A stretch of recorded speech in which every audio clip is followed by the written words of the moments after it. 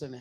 గుర్రములు కూడా నాశనం చేస్తా. ನಾನು ಕುದುರೆಗಳನ್ನು ನಾಶಪಡಿಸ್ತೇನೆ. నేను గుర్రములను కూడా నాశనం ಯಾಕೆ చేస్తా. ದೇವರು ಕುದುರೆಗಳನ್ನು ನಾಶಪಡಿಸ್ತಾನೆ? ఎందుకు గుర్రములను నాశనం చేస్తాను? ಅವರು ಕುದುರೆಗಳ ಮೂಲಕವಾಗಿ ಯುದ್ಧಕ್ಕೆ ಹೋದರು. వారు గుర్రముల మూలకంగా యుద్ధానికి వెళ్ళారు. ಜಯ ಕೊಟ್ಟಿದ್ದು ದೇವರು, జయం ఇచ్చింది ప్రభు. ಯುದ್ಧ ಮಾಡಿ ಜಯ ಕೊಟ್ಟಿದ್ದು ದೇವರು. యుద్ధం చేసి జయం ఇచ్చింది ಇವ್ರ ప్రభు. ಮೂಲಕವಾಗಿ ದೇವರು ಕಾಡಿದ್ದು ದೇವರು. వీరి మూలకంగా ಆದ್ರೆ గణపరచబడిన ಕ್ರೆಡಿಟ್ ప్రభు. ಎಲ್ಲ ಯಾರು ಕೊಡ್ತಾ ಇದಾರೆ?